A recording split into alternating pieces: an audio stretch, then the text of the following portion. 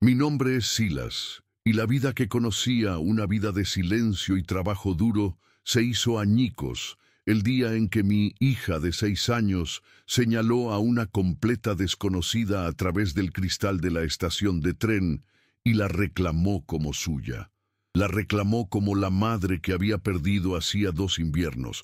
Aquella palabra, mamá, pronunciada con la certeza que solo un niño puede tener, fue el principio de todo. Escucha mi historia hasta el final y dime, ¿qué habrías hecho tú en mi lugar? También, déjame saber desde qué ciudad me escuchas. Necesito saber que no estoy solo en esto. Si quieres oír más historias del viejo oeste como esta, suscríbete al canal. Todo ocurrió en Redemption Creek, Colorado, en el otoño de 1885. El viento de las montañas ya soplaba con el filo del invierno y levantaba un polvo fino que se colaba por las rendijas de la estación. Dentro, el Ara Vance llevaba 3 días sentada en el mismo banco de madera.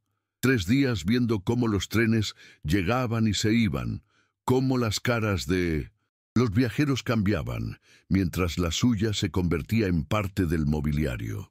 Su billete había caducado, su dinero casi se había agotado, y el hombre que debía recibirla, su prometido por correspondencia, nunca apareció. El jefe de estación, un hombre de pocas paciencias, ya le había advertido que en el próximo tren hacia el este habría un sitio para ella, lo quisiera o no. La humillación era un peso helado en su estómago, casi tan palpable como las miradas de reojo que le lanzaban los pocos que entraban y salían, juzgándola en silencio. Yo había llegado al pueblo con mi hija Sara para recoger unos sacos de harina y unas herramientas.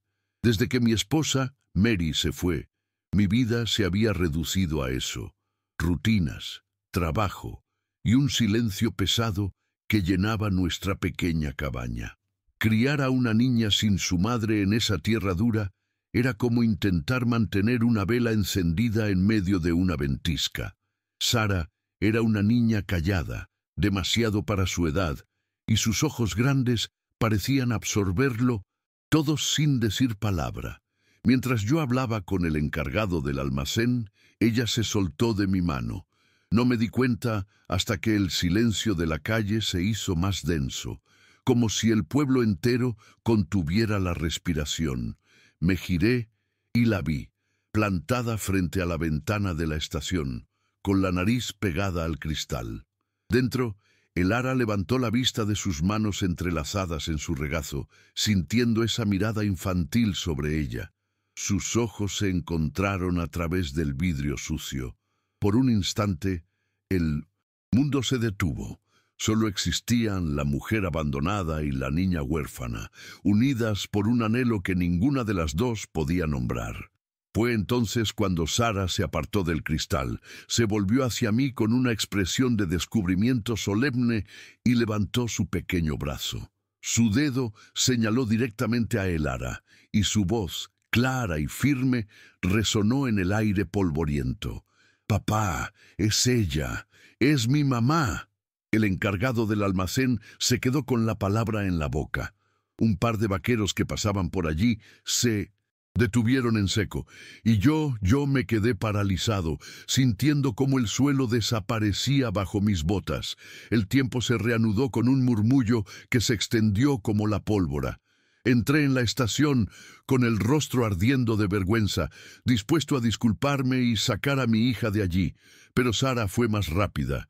Corrió hacia el Ara y se aferró a su falda con una fuerza desesperada, como si temiera que se desvaneciera. «Es usted», susurró, mirándola hacia arriba con una devoción que me partió el alma. El Ara, pálida como un fantasma, no sabía qué hacer. Sus manos temblorosas se quedaron suspendidas en el aire, sin atreverse a tocar a la niña, mientras sus ojos se llenaban de lágrimas. La gente se agolpaba en la puerta para no perderse el espectáculo. Yo estaba atrapado entre el dolor de mi hija, la humillación de aquella mujer y el juicio implacable de todo un pueblo. En ese momento, no era solo un granjero viudo. Era el centro de un escándalo que acababa de nacer.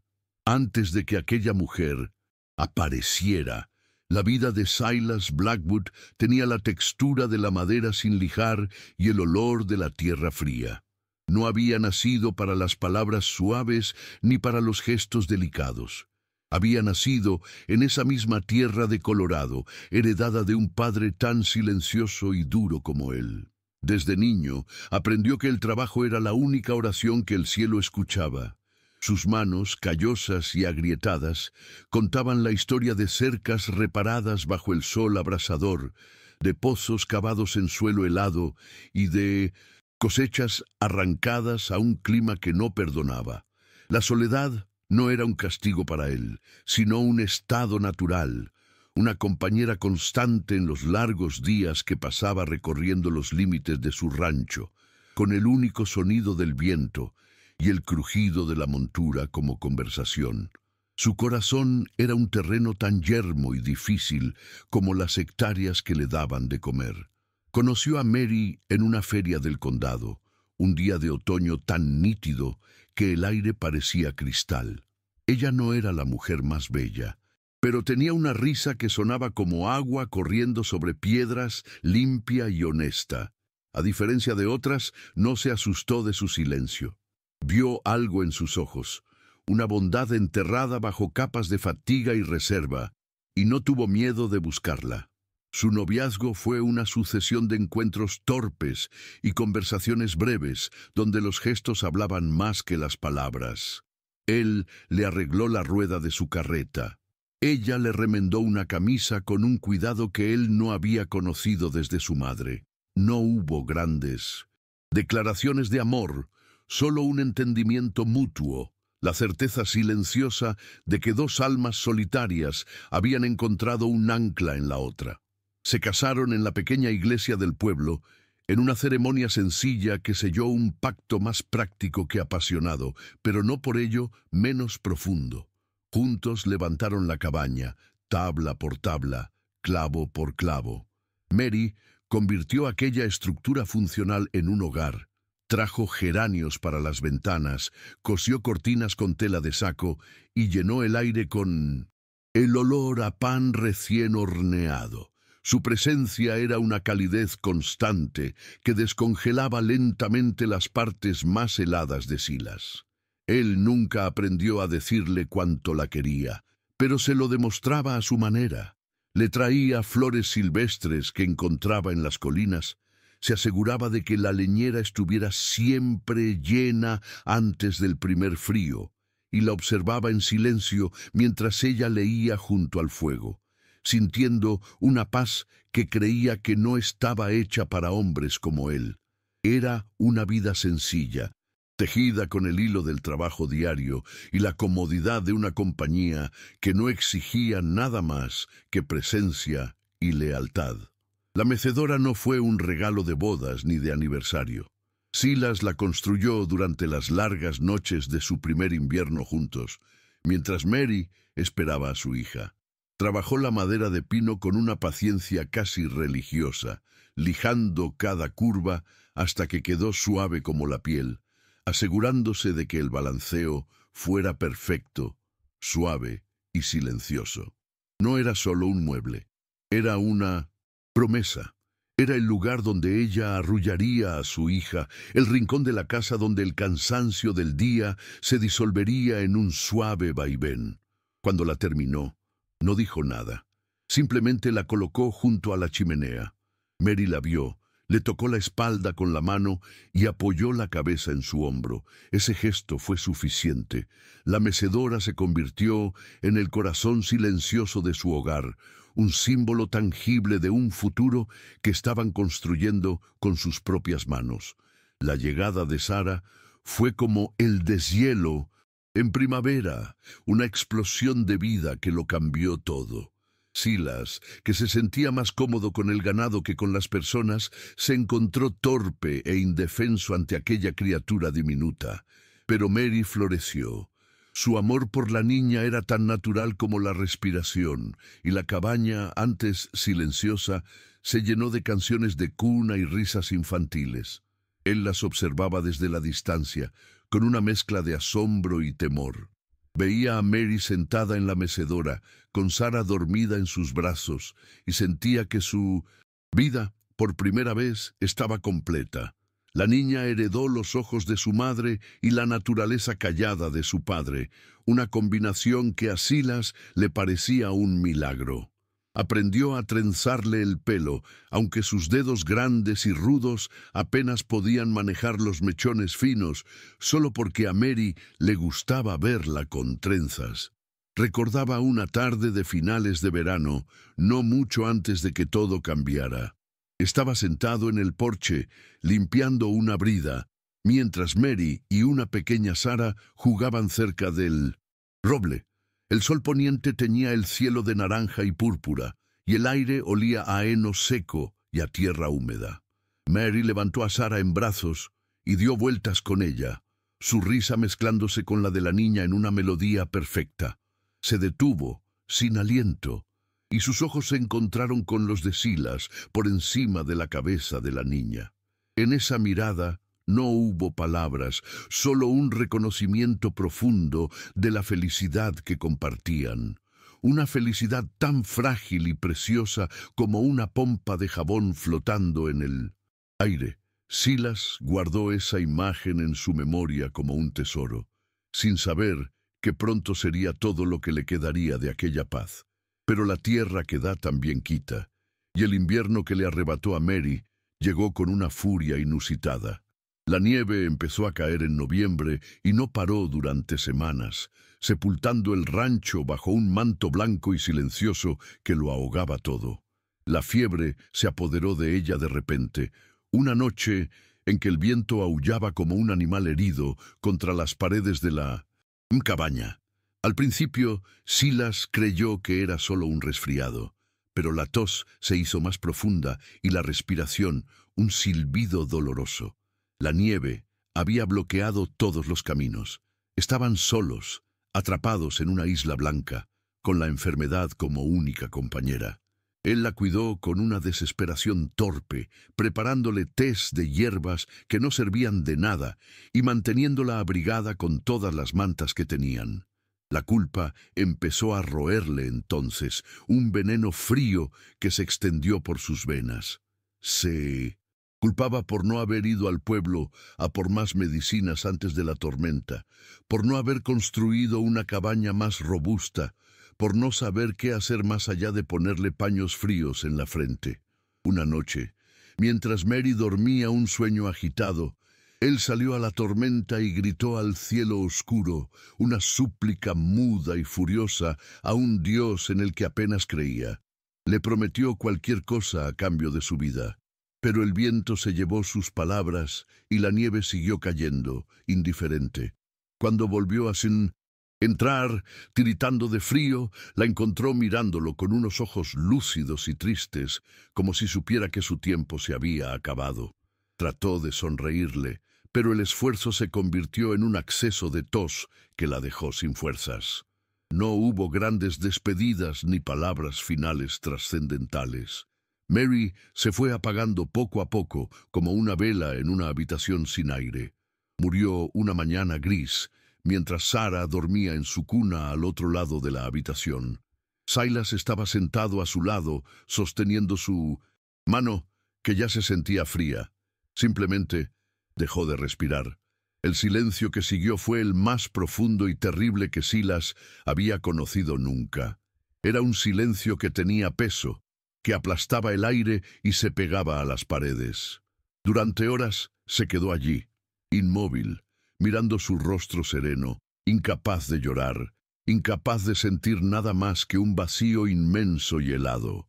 El mundo que había conocido, el calor que ella había traído a su vida, se había extinguido con su último aliento. El silencio se convirtió en el tercer habitante de la cabaña. Después de enterrar a Mary en la colina que daba al arroyo, Silas se sumergió en el trabajo con una ferocidad que asustaba a sus vecinos. Trabajaba desde antes del amanecer hasta mucho después del anochecer, buscando en el agotamiento físico un refugio contra el dolor que no sabía cómo nombrar. se cerró en sí mismo, construyendo un muro de silencio a su alrededor, ladrillo a ladrillo. Y lo peor de todo fue que también se cerró a Sara. La cuidaba, la alimentaba, la vestía, pero lo hacía con la eficiencia mecánica de quien cumple una obligación. El lenguaje del consuelo y el afecto se había ido con Mary. No sabía cómo hablarle del vacío que había quedado, así que no hablaron de nada. La risa desapareció de la cabaña, reemplazada por una quietud pesada y triste. La mecedora junto al fuego se convirtió en un monumento a su fracaso. Cada vez que sus ojos se posaban en ella, el dolor y la culpa le apretaban el pecho. Era un recordatorio constante de Mary, de la promesa de futuro que la muerte había roto. A veces, por la noche, le parecía oír el suave crujido de la madera, como si el fantasma de ella todavía estuviera allí, meciéndose en la penumbra. Dejó de sentarse cerca del fuego para evitar mirarla. La silla vacía era una acusación silenciosa. No había sido suficiente, no pudiste protegerla. El calor del hogar que Mary había creado se había enfriado hasta convertirse en cenizas, y él no tenía ni idea de cómo reavivar la llama. Simplemente sobrevivía, día tras día, manteniendo a flote el rancho y a su hija, pero su corazón se había quedado enterrado en aquella colina junto al arroyo. Criar a Sara se convirtió en una lista de tareas. Asegurarse de que comiera, de que estuviera abrigada, de que aprendiera a leer las pocas letras que él podía enseñarle. Pero la conexión emocional se había roto. La niña, sintiendo el muro invisible que su padre había levantado, se volvió tan silenciosa como él. Pasaba horas jugando, sola con muñecas de trapo, inventando conversaciones en susurros que Silas oía desde la distancia, pero no sabía cómo interrumpir. Veía la tristeza en los ojos de su hija, un reflejo de la suya propia, y se sentía aún más culpable. Quería decirle que la quería, que ella era lo único bueno que le quedaba en el mundo, pero las palabras se le atascaban en la garganta, ahogadas por un dolor demasiado grande para ser expresado. Su amor por ella era un hecho, tan sólido como la tierra bajo sus pies, pero había olvidado cómo demostrarlo. Por eso, cuando Sara señaló a aquella mujer en la estación de Redemption Creek, el mundo de Silas se tambaleó. El grito de «mamá» no fue solo el anhelo de una niña huérfana. Fue un martillazo contra el muro que él había construido con tanto esmero. Fue la prueba irrefutable de su fracaso como padre, una acusación pública de la soledad en la que había sumido a su hija.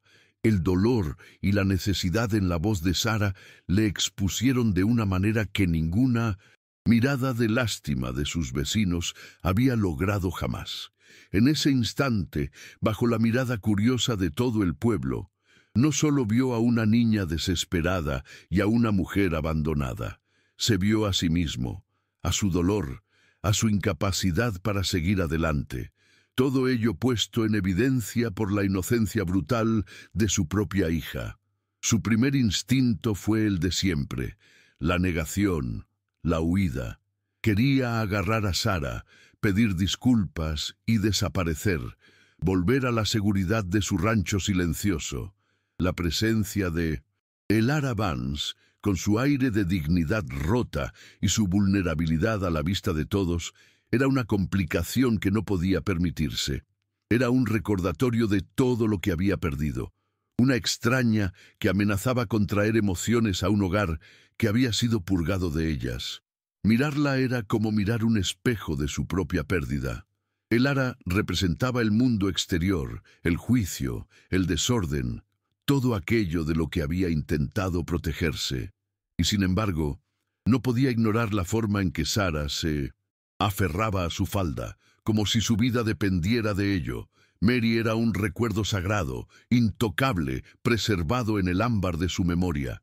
Era el pasado, un amor que había sido real y que ahora estaba a salvo de las imperfecciones de la vida.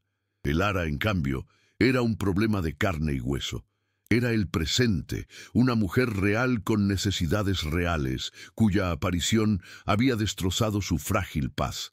Acogerla significaba abrir la puerta no solo a una extraña, sino a la posibilidad de sentir de nuevo, y eso le aterraba más que cualquier tormenta de invierno. El recuerdo de Mary le decía que debía proteger su memoria, su hogar, su corazón. Pero la mirada de su hija, llena de una esperanza tan dolorosa, le exigía algo completamente distinto. Le exigía que mirara más allá de su propio dolor. El peso de esos 2 años de duelo silencioso cayó sobre él en la polvorienta estación de tren.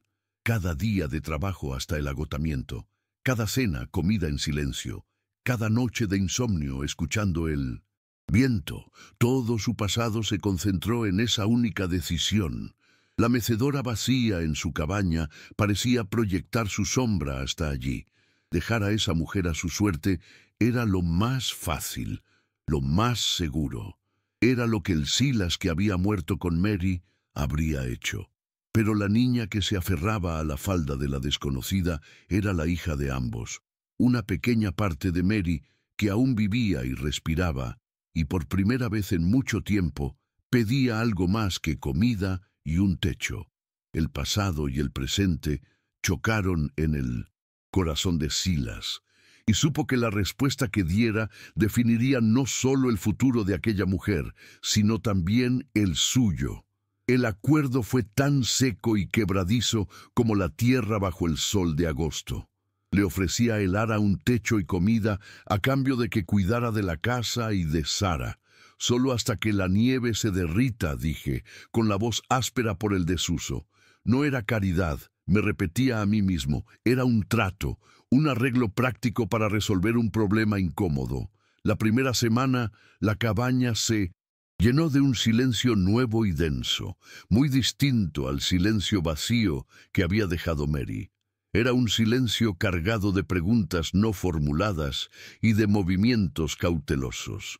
Nos movíamos el uno alrededor del otro como 2 animales salvajes que comparten un abrevadero, conscientes de cada respiración, de cada crujido de las tablas del suelo. Ella evitaba mi mirada, y yo la suya.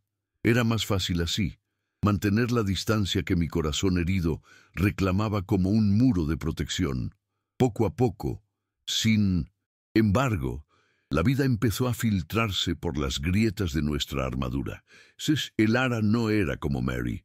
No intentó llenar el espacio que ella había dejado, sino que creó uno nuevo, pequeño y discreto. Empezó por las cosas sencillas. El guiso de la cena tenía un sabor distinto, con hierbas que yo no sabía nombrar. La ropa de Sara, siempre remendada con mis torpes puntadas, apareció una mañana con costuras finas y casi invisibles. Un día, al volver del campo, encontré la cabaña llena del olor a pan, recién hecho, un aroma que creía haber olvidado para siempre. No dije nada, pero aquella noche, mientras comíamos, noté que el silencio no era tan pesado. Tenía una calidez que me asustaba y al mismo tiempo me atraía como el fuego en una noche helada. Sara fue la primera en rendirse a ella, sin reservas. La seguía a todas partes como una sombra, parloteando sobre las formas de las nubes y las piedras que encontraba en el arroyo. Una tarde, las encontré sentadas en el porche, la cabeza de mi hija apoyada en el regazo de Elara, mientras ésta le leía en voz baja uno de los pocos libros que teníamos. Había una paz en esa escena que me golpeó con la fuerza de un puñetazo. Era una imagen de hogar, una estampa que mi mente había archivado bajo la etiqueta de imposible. Me quedé observándolas desde la puerta del granero, sintiendo una punzada de algo que se parecía peligrosamente a la esperanza. Era una sensación traicionera, y me obligué a apartar la vista, a recordar el juramento silencioso que le había hecho a Mary en su lecho de muerte. Nadie ocuparía su lugar. La primera visita al pueblo fue la prueba de fuego. Redemption Creek tenía la memoria larga y la lengua afilada. En cuanto nos vieron bajar del carro, los murmullos empezaron a serpentear por la calle principal. Las mujeres se tapaban la boca con sus abanicos, pero sus ojos lo decían todo. La señora Henderson, la esposa del reverendo, se cruzó con nosotros y dedicó a Elara una mirada que podría haber congelado el agua en pleno verano. Vi cómo el color desaparecía del rostro de Elara, cómo su espalda se enderezaba en un intento de mantener una dignidad que le estaban arrancando a tiras. Sin pensarlo, me puse entre ella y la mirada de la mujer, bloqueando la vista con mi cuerpo. No dije una palabra, pero el mensaje fue claro. Fue un gesto instintivo, protector, y me sorprendió tanto a mí como a ella. Aquella noche, la tensión entre nosotros cambió de nuevo. Ya no era solo la incomodidad de dos extraños, sino algo más complejo. Había gratitud en sus ojos, una vulnerabilidad que me desarmaba. Mientras servía la cena, sus dedos rozaron los míos al pasarme el plato. Fue un contacto fugaz, casi imperceptible, pero sentí una corriente eléctrica que me recorrió el brazo. Ambos retiramos las manos como si nos hubiéramos quemado. La conversación durante la cena fue aún más escasa que de costumbre, pero el aire estaba cargado de lo que no decíamos. Me di cuenta de que defenderla en el pueblo había creado un lazo, una alianza silenciosa contra el mundo exterior, y eso me aterraba porque significaba que ya no era solo una extraña bajo mi techo, empezaba a importarme. El invierno llegó temprano ese año, con una tormenta de nieve que nos encerró en el rancho durante casi 2 semanas. El mundo exterior desapareció bajo un manto blanco y silencioso, y la cabaña se convirtió en nuestra única realidad. La proximidad forzada era una tortura y una bendición al mismo tiempo. No había a dónde huir de la presencia del otro. Compartíamos el calor del fuego, el espacio limitado, las largas horas de quietud, mientras el viento aullaba fuera. Una noche, mientras reparaba una de las riendas junto a la chimenea, la aguja se me resbaló y me hice un corte profundo en la mano. La sangre brotó de inmediato, oscura y espesa. Antes de que pudiera reaccionar, Elara ya estaba a mi lado con un paño limpio y un frasco de ungüento de hierbas. Sus manos eran suaves y seguras mientras limpiaba la herida. Su tacto era delicado pero firme y su concentración absoluta. Olía a lavanda y a humo de pino. Estaba tan cerca que podía ver el reflejo de las llamas en sus ojos. Por un instante, el mundo se redujo a ese pequeño círculo de luz, al calor del fuego y al contacto de su piel con la mía. Levantó la vista y nuestros ojos se encontraron. El tiempo se detuvo. Había una pregunta en su mirada, una que yo no me atrevía a responder. Quería decirle algo, cualquier cosa que rompiera la tensión, pero las palabras se negaron a salir. En su lugar, aparté la mano bruscamente, murmuré un gracias casi inaudible y me levanté, dejando la rienda sin terminar sobre la mesa. Huí al frío del porche, con el corazón martilleándome en el pecho. Ese momento fue un punto de inflexión, la oportunidad de decir algo, de reconocer lo que estaba creciendo entre nosotros, se había perdido. La había rechazado y el muro que había empezado a derrumbarse volvió a levantarse, más alto y más grueso que antes. Los días siguientes, Elara se volvió más distante que nunca. Hacía sus tareas con una eficiencia silenciosa, pero la luz en sus ojos se había atenuado. Ya no tarareaba mientras cocinaba. La calidez que había traído a la cabaña se estaba enfriando y la culpa era enteramente mía. La veía jugar con Sara, forzando una sonrisa que no le llegaba a los ojos y sentía un nudo en el estómago. Estaba envenenando el único brote de vida que había surgido en mi hogar en 2 años, todo por miedo a traicionar un recuerdo. El recuerdo de Mary se convirtió en un fantasma que se sentaba a la mesa con nosotros. Cada gesto de Elara que me recordaba a ella era como una puñalada. Si reía de una manera particular, si colocaba las flores silvestres que Sara le traía en un jarrón de la misma forma, yo me cerraba en banda. Una tarde la encontré sentada en la mecedora de Mary, meciéndose suavemente con un libro en el regazo. La imagen era tan natural, tan correcta, que me llenó de una furia irracional. ¿Qué haces?, le espeté con una dureza que no pretendía. Nadie se sienta en esa silla. Las palabras quedaron suspendidas en el aire, crueles e irrevocables. Vi el dolor cruzar su rostro antes de que pudiera ocultarlo. Se levantó sin decir una palabra, dejó el libro en el asiento y se fue a su habitación. El sonido de la puerta al cerrarse resonó en la cabaña como un disparo. Me quedé de pie, mirando la mecedora vacía, que ahora parecía más un trono de juicio que un mueble de consuelo. El balanceo, suave que continuó por unos segundos, era como una acusación. Había confundido la lealtad a mi esposa muerta con la crueldad hacia una mujer viva que no había hecho más que traer bondad a mi casa. Sara, que lo había visto todo desde un rincón, me miró con sus grandes ojos llenos de lágrimas y de una pregunta que no se atrevía a formular. ¿Por qué? Y por primera vez no tuve respuesta. El dolor que había guardado como un tesoro sagrado se había convertido en un arma, y la estaba usando para herir a las dos personas que más me importaban. El invierno se hizo más profundo, y el frío de fuera no era nada comparado con el que se había instalado dentro de la cabaña. Elara y yo apenas intercambiábamos las palabras necesarias para el funcionamiento del día a día. La distancia entre nosotros era un abismo. A veces, por la noche, la oía llorar en voz baja en su habitación, un sonido que me partía el alma y me llenaba de una impotencia vergonzosa. Quería ir a su puerta, pedirle perdón, explicarle el caos que había en mi interior, pero el orgullo y el miedo me mantenían anclado en mi sitio. Era más fácil aferrarse al dolor conocido que arriesgarse a la incertidumbre de un sentimiento nuevo. Cada día que pasaba sin hablar, el abismo se hacía un poco más ancho, un poco más imposible de cruzar. Una tarde, mientras revisaba las cercas en el límite norte de la propiedad, encontré un pequeño objeto medio enterrado en la nieve. Era un camafeo de plata, delicado y oscurecido por el tiempo.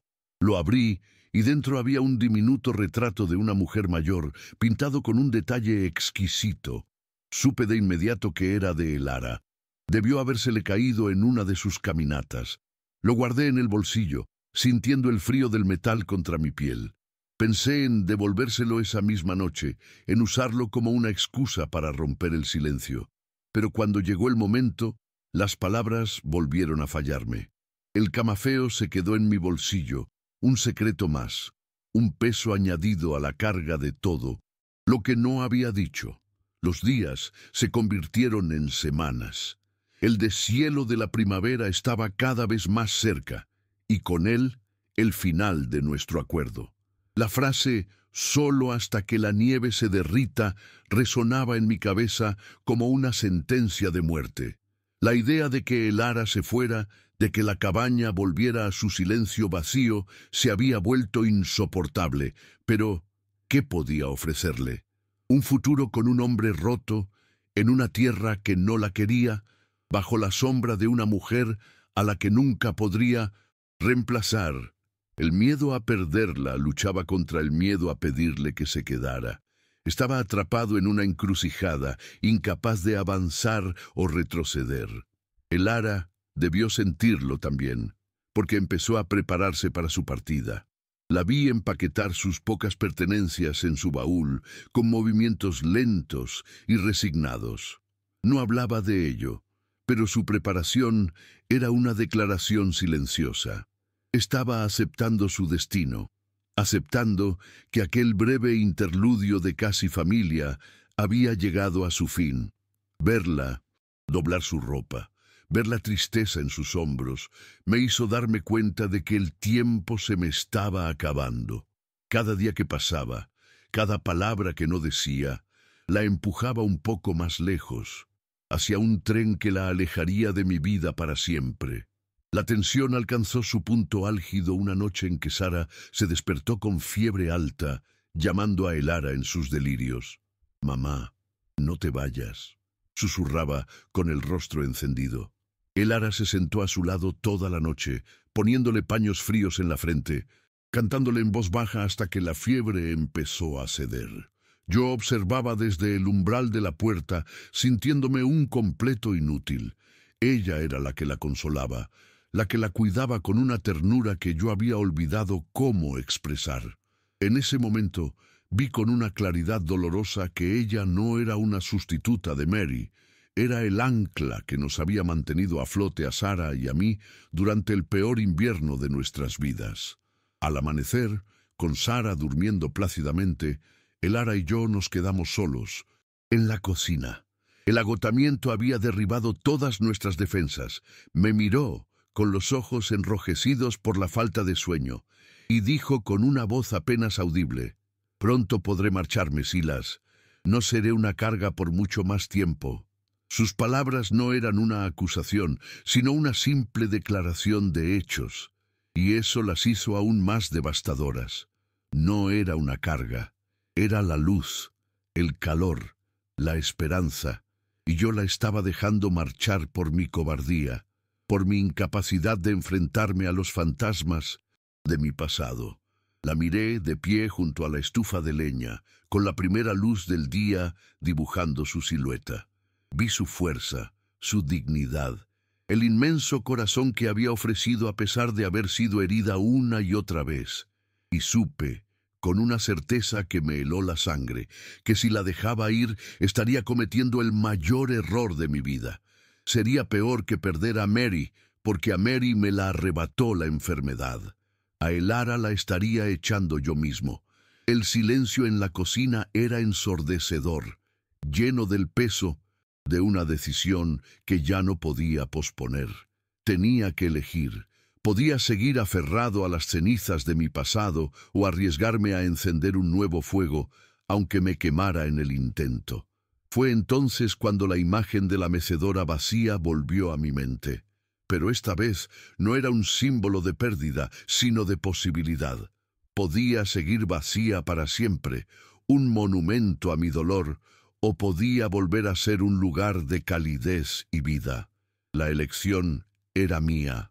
Miré a Elara, que esperaba mi respuesta con una tristeza infinita en los ojos, y comprendí que no solo estaba en juego su futuro, sino también el mío y el de mi hija.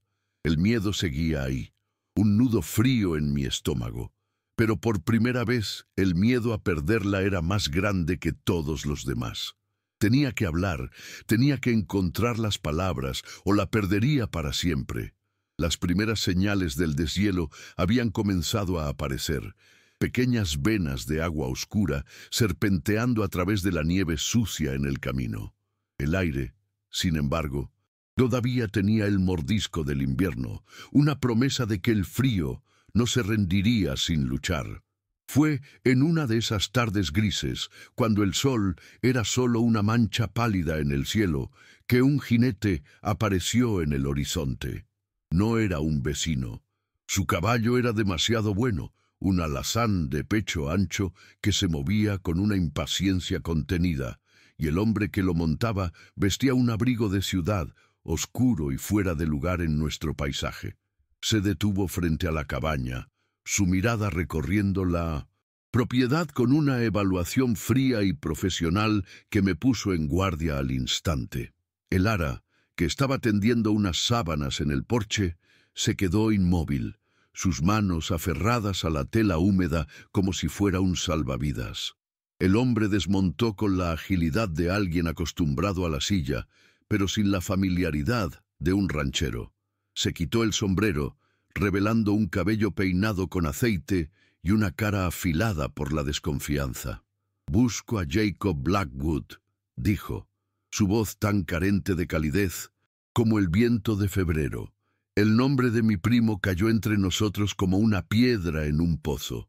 Hacía más de un año que no sabía nada de Jacob, y nunca había sido para nada bueno. Le dije que no estaba allí, que no era su casa. El hombre, que se presentó como el señor Finch, sonrió sin alegría. «Lo sé», respondió sacando un fajo de papeles de su bolsillo interior. «Pero su deuda sí está aquí. Una deuda garantizada con esta tierra. Su tierra, señor Blackwood». El mundo pareció detenerse por un segundo. El único sonido era el batir de las sábanas en el viento y el latido sordo de mi propio corazón. Le hice pasar a la cabaña, no por cortesía, sino porque no quería que todo el condado fuera testigo de la vergüenza de mi familia. El ara nos siguió en silencio, sus ojos fijos en los papeles que Finch extendió sobre la mesa de la cocina. Eran pagarés firmados con la caligrafía descuidada de Jacob. Una suma de dinero considerable, prestada supuestamente para mejoras en el rancho. Mentiras, por supuesto. Jacob nunca había puesto un clavo en su vida. Sentí una oleada de ira impotente, la vieja y familiar decepción que mi primo siempre traía consigo. Finch explicó los términos con una paciencia depredadora. Si la deuda no se saldaba antes del próximo deshielo, iniciaría los trámites para embargar una parte de mis tierras, la parcela del sur, la que tenía el mejor pasto. Era como si me estuviera arrancando un brazo. Mientras Finch hablaba, noté que el ara se había puesto pálida como la nieve de fuera. Estaba de pie junto a la estufa, pero temblaba como si tuviera un frío glacial. Sus manos estaban entrelazadas con tanta fuerza que sus nudillos eran blancos.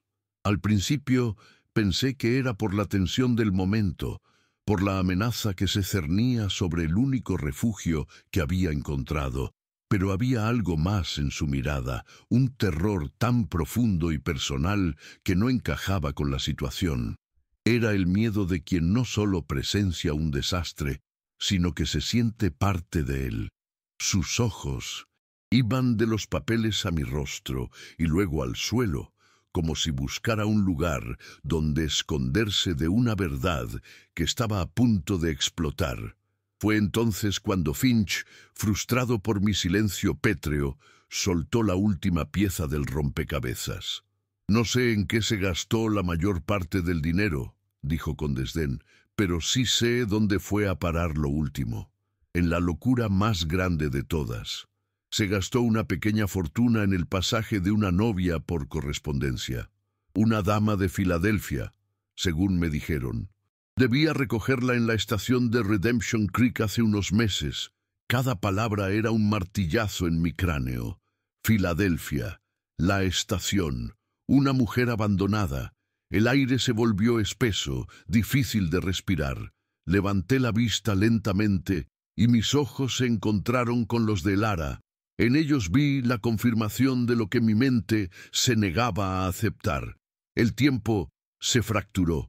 El recuerdo de Sara señalándola a través del cristal de la estación, su grito de «¡Mamá!», todo adquirió un nuevo y terrible significado. No había sido una coincidencia, no había sido el destino. Había sido el desastre dejado por mi primo, un desastre que había entrado en mi casa y en mi vida. La mujer a la que había acogido, la mujer que estaba empezando a abrir una grieta en el hielo de mi corazón, estaba destinada a Jacob. La mujer que mi hija creía un regalo del cielo había llegado para casarse con el hombre que ahora amenazaba con arruinarme. La ironía era tan amarga que me quemó la garganta. Finch pareció notar el cambio en la atmósfera. Su mirada astuta pasó de mí a Elara y de vuelta a mí, y una lenta sonrisa de comprensión se dibujó en su rostro. «Vaya, vaya», murmuró, más para sí mismo que para nosotros. «Parece que la dama encontró un Blackwood después de todo, solo que el equivocado».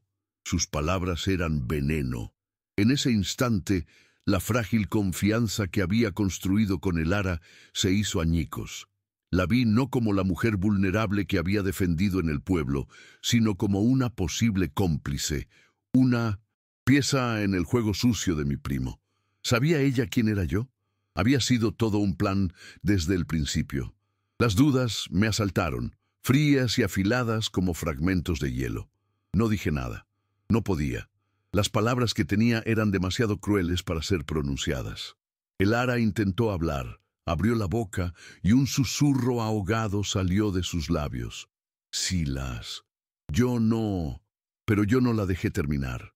Levanté una mano, un gesto brusco y definitivo que la silenció al instante. El dolor en su rostro fue tan visible como una herida abierta, pero en ese momento mi propia herida, la de la traición, era más profunda. Finch recogió sus papeles, satisfecho con el caos que había sembrado. «Volveré cuando los caminos estén despejados», dijo desde la puerta. «Tenga el dinero listo, Blackwood». Luego se fue, dejando tras de sí un silencio más ruidoso que cualquier grito. La puerta se cerró y nos quedamos solos en la penumbra de la cocina. El ara seguía en el mismo sitio, como una estatua a punto de desmoronarse. Podía sentir su desesperación, su necesidad de explicar, pero el muro que había levantado a mi alrededor después de la muerte de Mary volvió a erigirse, más alto y más fuerte que nunca. Cada gesto amable, cada comida caliente, cada canción tarareada, todo se tiñó de sospecha. Me sentí como un estúpido, un tonto que había dejado entrar al enemigo en su fortaleza sin hacer una sola pregunta. La calidez que había empezado a sentir en el pecho se convirtió en un trozo de hielo. Me di la vuelta y salí de la cocina sin mirarla. Fui al granero, el único lugar donde mi soledad se sentía justificada. Agarré un hacha y empecé a partir leña con una furia ciega. Cada golpe era un intento de destruir la imagen de su rostro traicionado, de acallar la voz en mi interior que me decía que estaba cometiendo un error terrible. Pero la rabia no podía ocultar el dolor. Me sentía traicionado no solo por Jacob, sino por la esperanza misma, la esperanza de que la vida pudiera volver a tener sentido, de que mi hogar pudiera volver a ser un hogar. Y ahora, esa esperanza yacía hecha pedazos a mis pies, tan rota como la confianza entre nosotros. Dentro de la casa sabía que Lara estaba sola con su devastación. Probablemente Sara, que había estado jugando en su habitación, no entendía nada. Solo sentía el frío repentino que había invadido nuestro hogar. La había condenado sin un juicio, basándome en la palabra de un cobrador de deudas y en las mentiras de mi primo. Pero el veneno de la duda ya estaba en mi sangre, y no sabía cómo sacarlo. La conexión que habíamos forjado, ese hilo delicado y silencioso, se había roto, y yo, en mi dolor y mi orgullo, había sido quien había dado el tirón final. Aquella noche, la cena fue un ritual silencioso y terrible. Nadie hablaba. Sara nos miraba a ambos con sus ojos grandes y confundidos, sintiendo la brecha que se había abierto entre nosotros. El ara no probó bocado. Tenía la mirada perdida, como si ya no estuviera allí. Yo comí de forma mecánica, sin saborear nada, consciente de cada movimiento, de cada crujido de la silla, de cada respiración. El calor del fuego de la chimenea no llegaba a la mesa. Estábamos atrapados en un invierno que no tenía nada que ver con el clima de fuera, un invierno del corazón, del que no sabía si alguna vez saldríamos. Cuando el ara se levantó para recoger los platos, sus manos temblaban tanto que uno de ellos se le resbaló y se estrelló contra el suelo de madera. El sonido fue como un disparo en el silencio.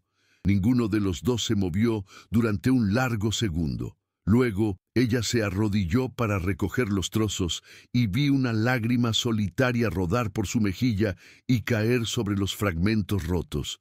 Quise decir algo, cualquier cosa.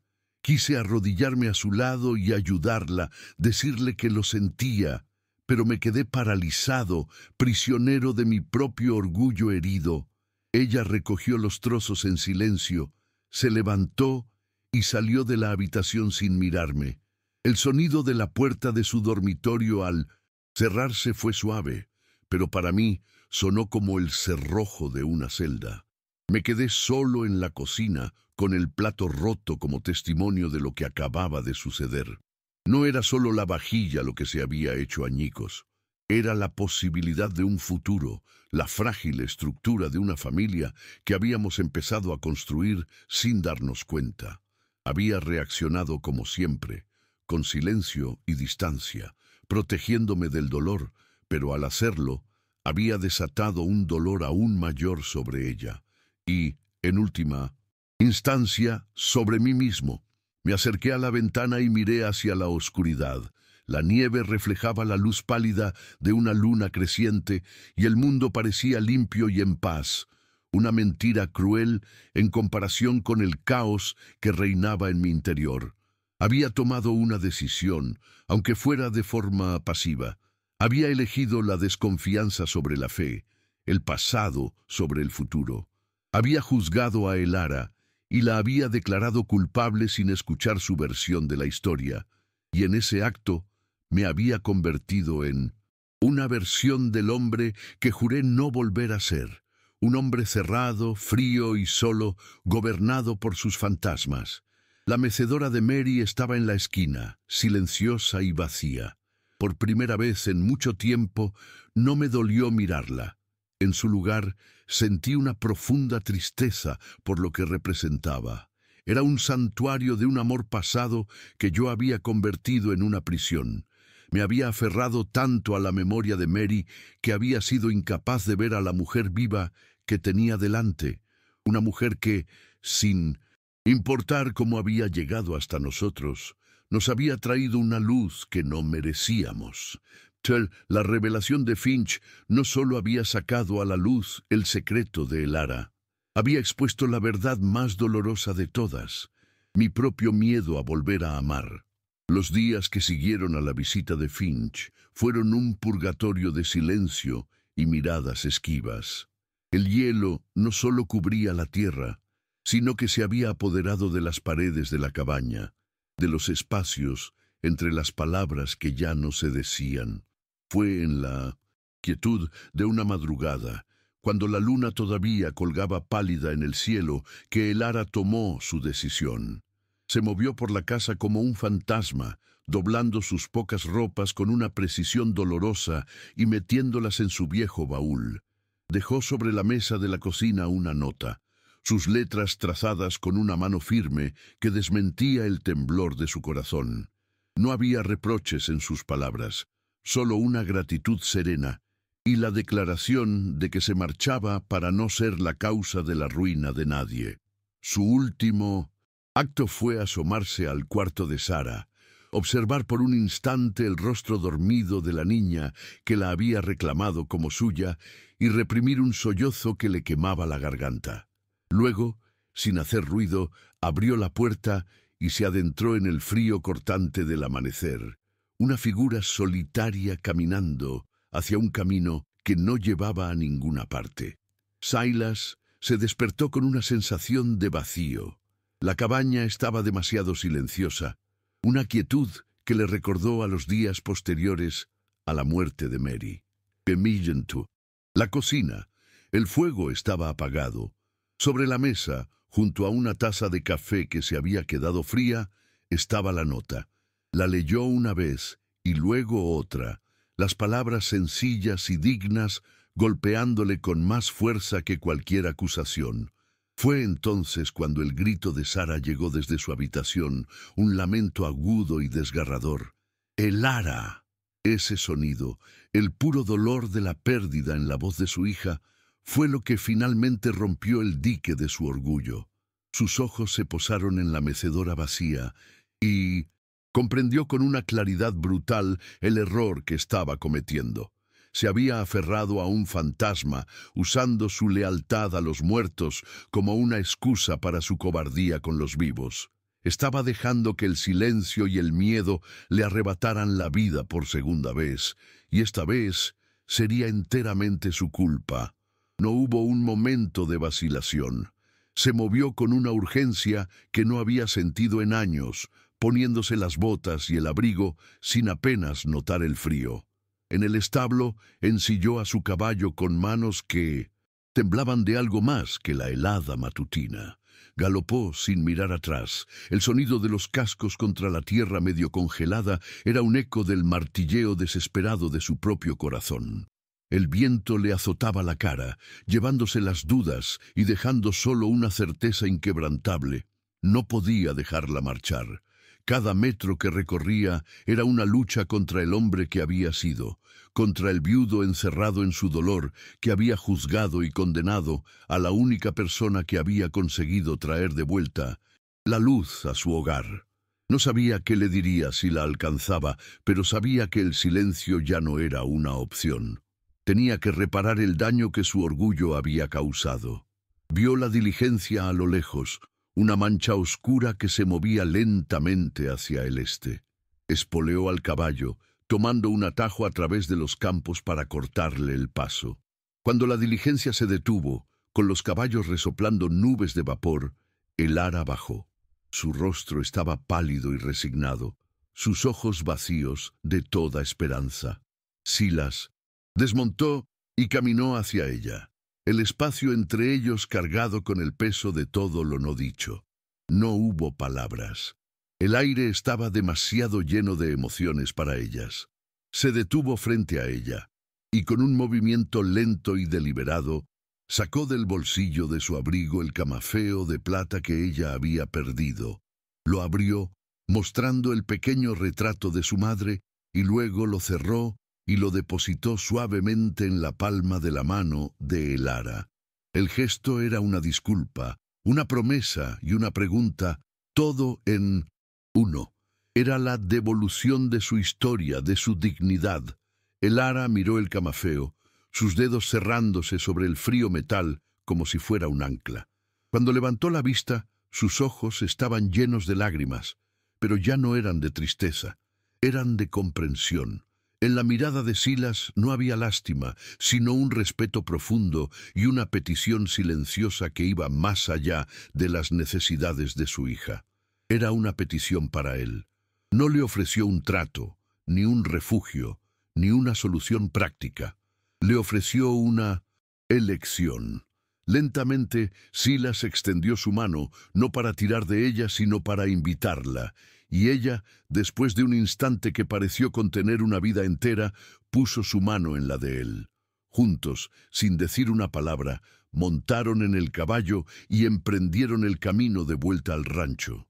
No cabalgaban hacia un final feliz, sino hacia el comienzo incierto y difícil de algo real, algo que habían elegido construir juntos sobre las ruinas de sus pasados, con la dignidad como su único y verdadero cimiento.